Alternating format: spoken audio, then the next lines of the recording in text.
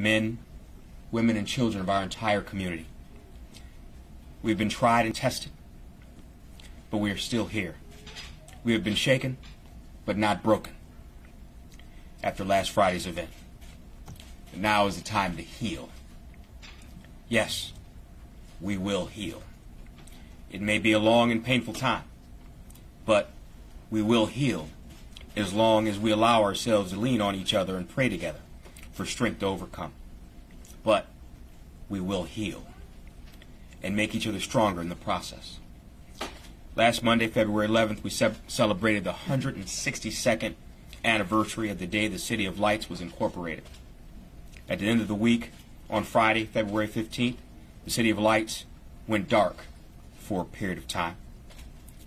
But like true Aurorans, with the support of an extended community, we have rekindled the light and will continue to shine brighter and stronger than ever. And that is what the media briefing is all about today. How we are one Aurora, Aurora strong, and moving forward stronger together. During the past few days, I've been able to meet with our officers who were injured in the line of duty. Our first responders who literally ran into harm's way to protect our city, our community members, and put themselves and were hurt because of it. We also visited the surviving victims of the tragedy who was able to escape after being shot. And of course, I met with the families of the 5 who sadly passed away on that fateful Friday afternoon. Flags on the city properties are flying at half-mast in memory of Russell Byer, Vincente Juarez, Clayton Parks, Josh Pinkard, and Trevor Warner. We met with their families to assure them that Aurora is standing with them and for them during this time and into the future. I'll be personally attending all of the visitation proceedings, beginning with Trevor's funeral tomorrow evening. We feel their loss and hurt for the pain they are experiencing. As a community, we will turn the pain into brighter, stronger tomorrow. What has happened in this community since Friday is a sense of unity and solidarity that we hope will stand the test of time. To share what is happening, I've asked our friends from the American Red Cross to provide an update on services to the families and staff at Henry Pratt. And I've asked our police chief and fire chief to provide an update from their departments on how we are moving forward, stronger, together. Please welcome Holly Baker from the American Red Cross, Chief Kreenich from the Aurora Fire Department, and Chief Christian Zeman from the Aurora Police Department. These three will speak on behalf of how we're going to go forward. Thank you. The thoughts and deepest sympathies of the entire American Red Cross family are with all those affected by Friday night's tragic event here in Aurora. The Red Cross has been working in close coordination with emergency officials to provide comfort and support now and will continue to do so. Red Cross volunteers have been working alongside first responders to provide snacks, water, mental health services, and a team dedicated to spiritual care. Over the coming days, the Red Cross will continue to coordinate closely with local officials and community partners to determine how to best support the Aurora community and the loved ones and families of those who have been harmed. We know that many people want to help. Volunteer blood donors are needed each and every day to help save lives. It is the blood already on the shelves that helps during an emergency. Red Cross blood donations will become part of our national blood inventory, helping to ensure we are prepared for any blood needs that arise wherever blood is needed. The Red Cross is grateful for all donors who generously give blood here and across the country. A heartfelt thank you to all the agencies here who are embracing this community, and together we will stand Aurora strong. Thank you. Good afternoon. I'm Fire Chief Gary Kreenich. Before we get started here, I just want to talk that before we talk about the fire department's role in this terrible incident, we need to remember the families who lost a husband, a father, a son, or a brother on Friday. We need to continue to pray for our police officers that they'll heal completely. It saddens me that we're here before you in these circumstances. I'm going to give you just a quick update on the fire operations that occurred last Friday. The Aurora Fire Department had every one of our paramedic units, engine companies, ladder trucks respond to the scene. We called the entire force that was off duty back to work to man our reserve equipment in the city. We also called a Mavis division for help. We went to a fourth alarm on the EMS box system in Mavis. This brought resources to our city for us to utilize in this emergency. We also landed a helicopter nearby to treat the injured as well, to get them to a trauma center quickly. Operations at the scene included 12 ambulances lined up ready to go. These ambulances were paired with an engine or a ladder truck, and then another area was set up with another strike force full of ambulances should the need arise. The Aurora Fire Department and the Aurora Police Department then deployed 13 rescue task forces teams, RTFs as we know them as. These crews consist of police officers and firefighters. The sole mission of those 13 teams was to save lives and get victims out of that building. Life-saving is of utmost importance to this department. Heroic and selfless actions were taken by both the Aurora firefighters and police officers. True courage and bravery was displayed by these men and women. I am so proud of them. I would also like to thank the surrounding fire departments that all sent resources our way. It's good to have great neighbors helping us in our time of need. Those include Naperville, Oswego, North Aurora, Montgomery, Aurora Township, Plainfield, Batavia, St. Charles, Geneva, Bristol Kendall, Little Rock Fox, and Sugar Grove. We're going to stand together in unity with our police department, with the city of Aurora. We're still here for everyone. We're one Aurora. Thank you all.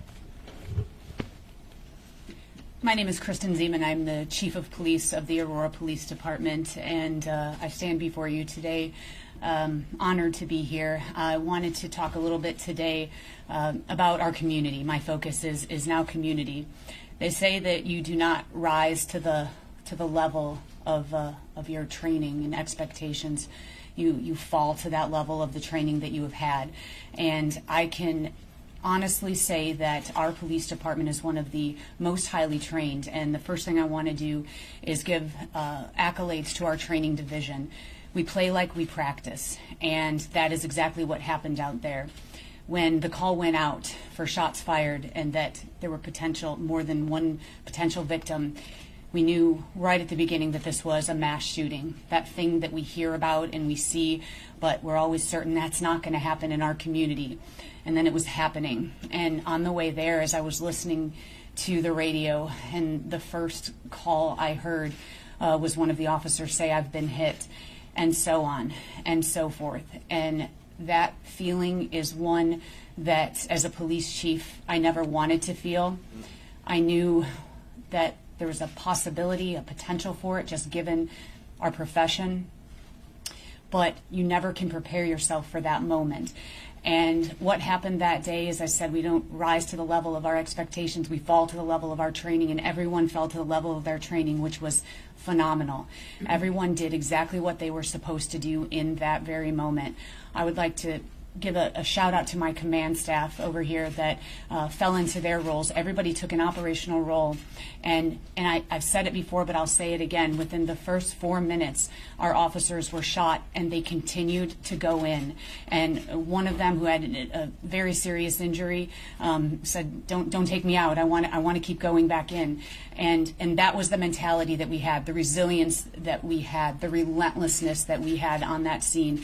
And at one point when I looked around and I saw a sea of officers in all different uniforms, there were hundreds of them, I knew that our community was strong, our surrounding community. And I want to also thank Naperville Police Department. The Chief Marshal is here as well.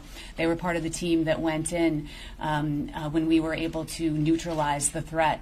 And there are no words to describe how we all became one on that day. The fire department, we have been training together. It's been unprecedented in the city of Aurora to have the fire department and the police department train together, but because of Rescue Task Force training, we just were training together not too long ago, and those teams knew exactly what to do on those two separate missions. One was a life-saving mission, and the other was to attempt to eliminate the threat, and that all went down flawlessly. Officers were hurt, and we are working through that. But those officers are still with us, and some of them are going to have injuries that are going to take a long time to heal, and that's just the physical ones. Today we had a stress debriefing for our police department, and there's a lot of pain, and I just want to give a message to the Aurora Police Department, the men and women, and to tell you that you are heroes, you are warriors, and even the ones that weren't injured were still running in. I know there was a certain moment in the command posts where we were actually having to hold people back, and and the fire chief said, we need to wait, we've got teams going in there. But that was the mentality in that moment, and I could not be more proud of those police officers and those firefighters and all the first responders that came. We had a job to do that day, and we did it. As I talked to the police officers who were injured, a few of them mentioned to me with the heavy heart that they have, that they couldn't do more for the victims. Yesterday we met with the families of the victims, and to them I say, I am so very sorry for your loss. We are feeling an emptiness in this community because they are no longer with us. And their families are now going to be part of our family, and we are not going to forget them. That was the hardest thing I've had to do, was look in their eyes yesterday. And I know that we did everything that we could, but we still carry that with us, that could we have done more? Could we have? I know we couldn't have, but it still weighs very heavily on them. So from our family to their families, we are absolutely one. I know that moving forward is going to be difficult, but I know the strength and the resilience that we have in this city with our leadership and with our community. And the last shout out is to the citizens of Aurora. When we infiltrated that parking lot, and also Luigi's Pizza owner, we came in droves and took over his pizza place, and I know there were 3 birthday parties planned for that day, and I eventually want to get with those children and redo their birthday parties. But he closed the doors and made pizzas for everyone so we could then go into our operations. And so this community has come together. When I went to the vigil, that's when I felt the true strength of this community, of our Aurora citizens, and I've never felt anything like that in my life. So as much as we are hurting, we are also healing together. So thank you to the citizens of Aurora for coming together. We are absolutely Aurora strong. Thank you. Do we have the Naperville? Yes, we have the Naperville Police Chief with us, Chief Marshall. You can come down, the Naperville Fire Chief as well. Please come down. Let's give them a round of applause, please. Mark and Marshall.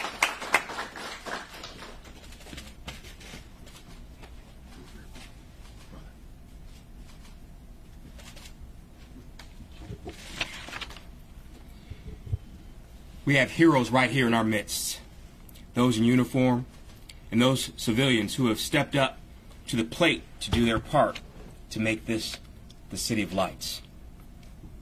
And we will continue to shine. Thank you to our local schools who are directly impacted for doing such a great job on communicating with parents. Thank you to West Aurora High School, District 129, Holy Angel School, and Aurora University. In addition, Aurora University served as a staging location for families as well. Let's all give them a round of applause.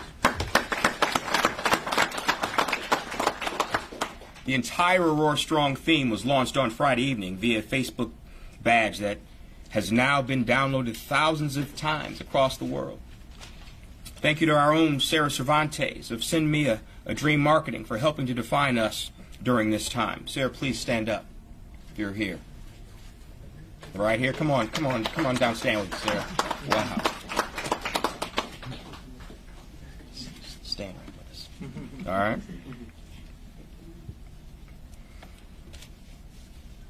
She's now working with our communications department to retool Aurora Strong logo, and is now selling T-shirts, mugs, and other memorabilia with proceeds going to Aurora Strong Community Fund. Thank you to our own Chad Jimenez from the City of Aurora Communications Department. Chad, please stand up if you're here with Chad. There you give Chad a round of applause. Stand up, Chad. On Friday, one of our long-standing businesses, Luigi's Pizza, opened its doors as the main staging area for public safety officials, as pointed out by the chief. With hundreds of officials on site, Luigi's stopped operations of its business and still continue to make pizzas to feed the public safety teams that were on site. Now that is community spirit. We have Bob Lockwood representing Luigi's that is present. Bob, are you here? Please come on down. Give Bob a round of applause. All these folks prove that we are stronger together. Now, Luigi's story is not done. This Friday, 95.9, the River radio station will be hosting an all-day radio-thon at Luigi's Pizza to raise additional funds for Aurora Strong Community Fund from 6 a.m. to 7 p.m. The River will be there broadcasting with radio, music, and live bands. Please stop by to support the fund and to buy pizza from Luigi's. Thank you to Bill and Luigi's team. So far, there are at least a dozen other fundraising events planned at local businesses. We will be publishing a list on our website and social media. On last Saturday morning, the city established the Aurora Strong Community Fund to assist the families of victims in their planning and healing process. While the parent company of Pratt has agreed to pay for all funeral costs, we know financial burdens need to be relieved. So we have continued to raise funds as a community. Donations have come from all over the globe, from 5 donations to tens of thousands of dollar donations. As of 3 p.m. today, the fund has $92,000 raised, well above the initial goal of $50,000. True to our Aurora spirit, we go above and beyond to help our fellow residents. Today we'll increase the total with matching donations from a number of local companies and organizations. For example, the Aurora Noon Rotary Club is here with President Charlie Zine. The Rotary will donate a specific amount to each family of the victims. Thank you, Rotary. Let's give a round of applause. Charlie, come on down, bro.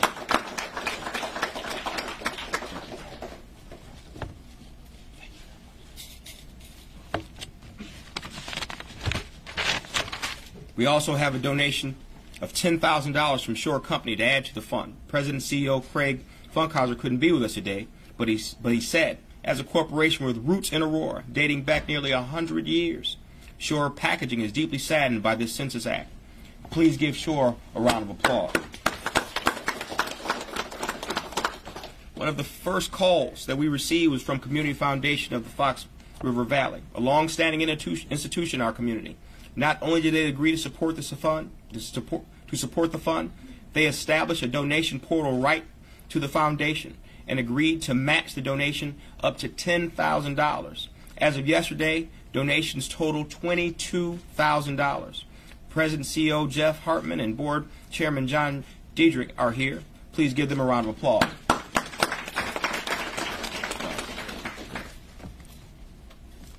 These folks prove we are stronger together. In total of 4 days, we have raised more than $125,000 for families of the victims. And it doesn't stop there.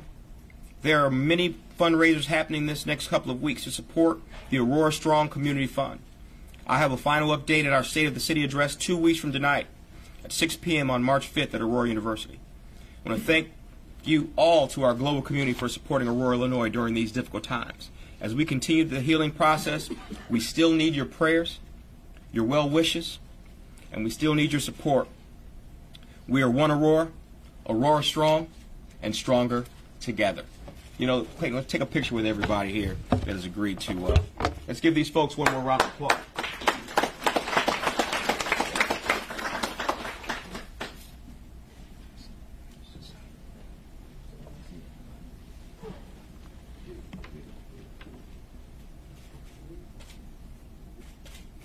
I'd also like to announce right next to Luigi's Michoacana ice cream shop, they also were a staging source, and we appreciate their support as well. Let's give them a round of applause. Now, folks, we've got a few more minutes left before I've got to head off to City Council, so we're going to take some questions here. You have any questions? May I have a question for the police chief, if she could please? All right. Chief? She has to get to another meeting. Well, it's about the investigation. We've got an investigator. Public information officer is here. He's probably, can you step up? Sure. Sergeant, yesterday the state police described what can only be described as a really flawed system, where they admitted that they sent out 10,000 some revocations last year alone, and very few of the forms were ever returned. They have no idea where the guns are. Have you been able to determine yet exactly how that process unfolded in this case? I know that for this particular offender in question, we've conducted an audit of our records. We can confirm that we've not been able to find any receipt that we've received from the Illinois State Police that dates back to 2014, just like the State Police has no information that indicates that they've been able to find in their records sending one out. Keep in mind, this is we had a different process in place back in 2014, or rather the State Police did. It was an electronic communication, which amounts to what we would consider an email. Back in 2014, that process was changed by the State Police back then, as they indicated in their press release. We have no record of a receipt. That's not to say that we didn't get one back in 2014. We just have no record that we did receive one. If I could just understand. Sure. They said in their release yesterday that they sent out leads messages. Are you saying you have no record you ever received the leads message, or you have no record that you ever received his form? We have his. Now, could you clarify what you mean by the form? He's supposed to fill out a form saying how he's going to dispose of it. Okay, so let me clarify the form issue first. The form issue is what occurs when and if someone turns over a firearm to a police agency. Then the police agency fills out that form and turns that form into the state police. Keep in mind, just because someone has a FOID card doesn't automatically mean that they have a firearm. It just means they have a firearm owner's card. And if that card is revoked, the person is notified of the revocation. And if they have firearms, they're required to turn them over.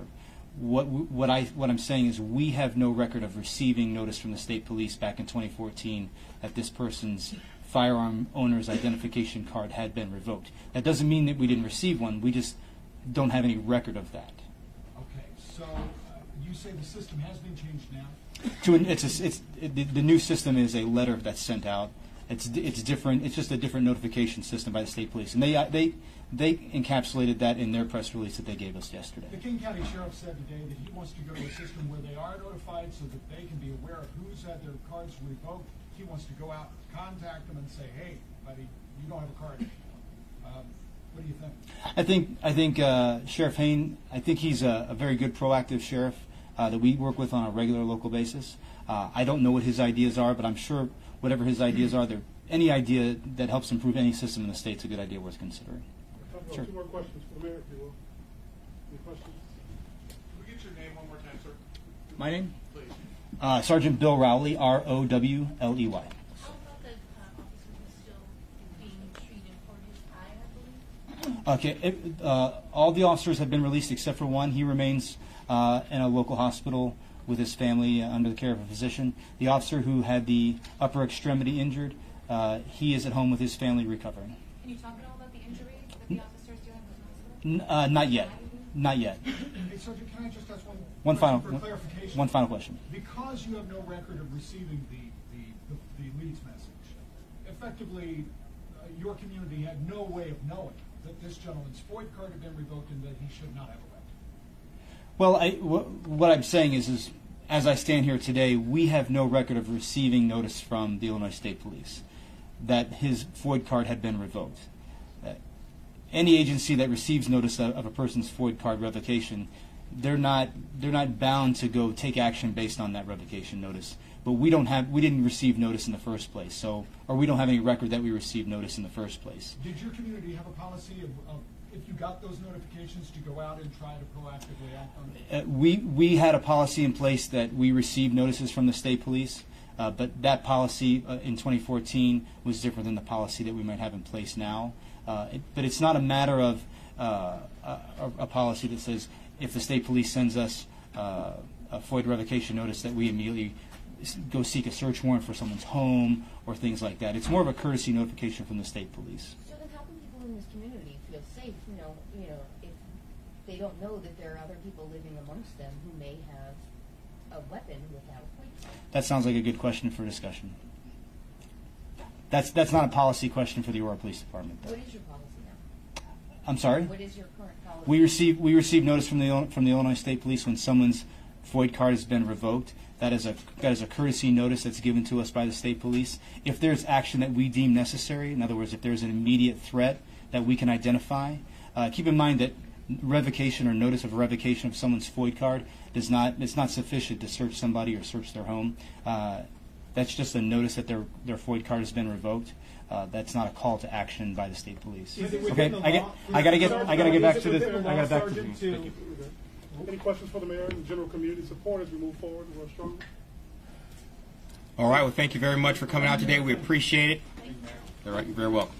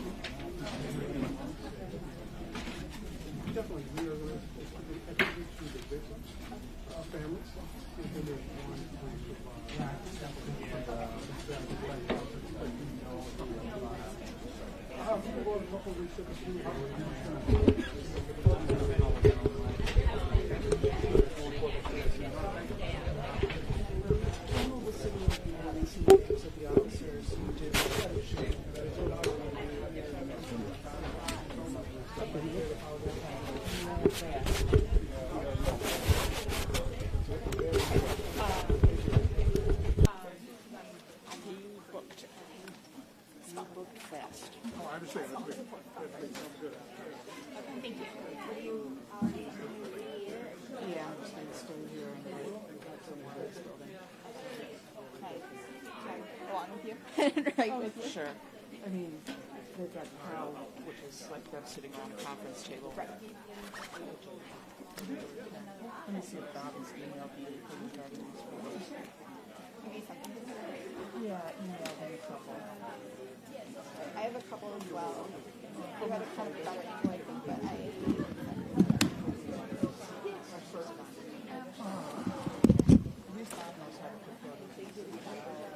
Jim. Sir. Well, I guess we're going here, but we're going back out. We're going to be live outside, right? Yes. I just want to make sure. Yeah, because they're. I don't even know if. Huh? To be dead by 6. Like I can hear. Oh, yeah. And who knows if they'll even let us stay in here, I just want to make sure. Yeah, I'll do it because I need it at the very least. Thank you.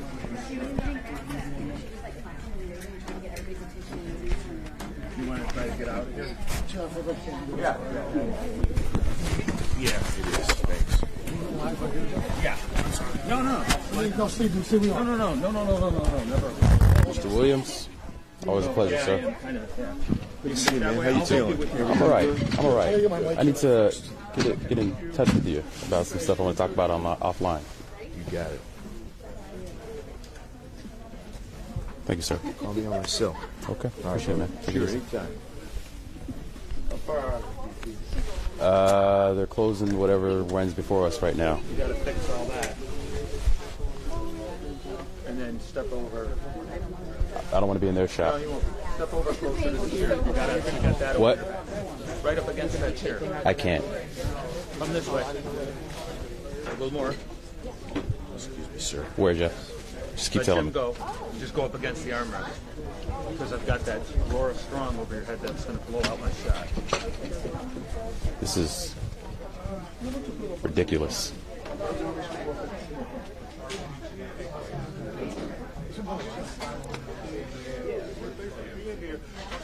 It's all right, you got this.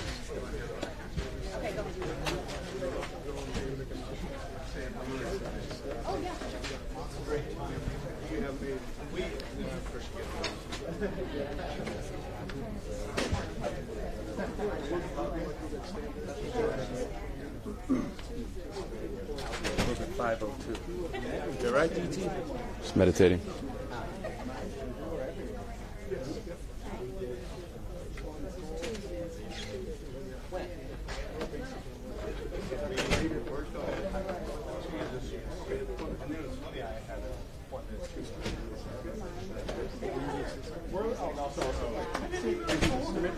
Your IFB go out? What? Your IFB go out? I don't have IFB. Okay, there it is. You do it, I got you. Yeah, it was funny. We're going to be in the.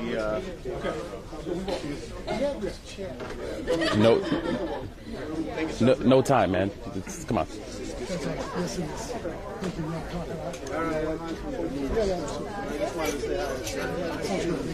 It is. I'm Dakari Turner in Aurora. It's certainly very. He's upset because we're in the wrong IFB. So he's floating us. Would you dial in at? 4? 3. It's a mere rounding error. Huh? It's a mere rounding error. IFB 3. I think so. I'll dial you in. Don't worry about me at this point. I'm trying to just tie one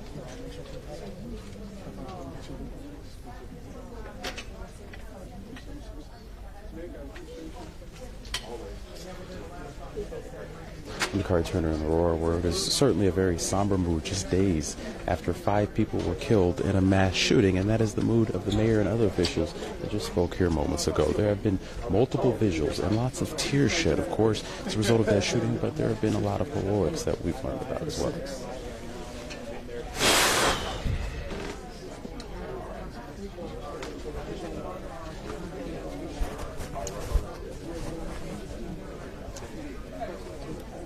Stand by.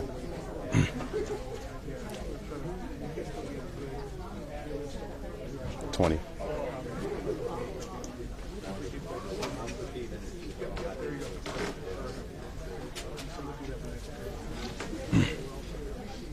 And I'm Dakari Turner in Aurora. It is certainly a very somber mood here, just days after 5 people were killed in a mass shooting, and that is the mood of the officials and the mayor that spoke here, wrapping up a press conference about everything just moments ago. There have been multiple vigils in the days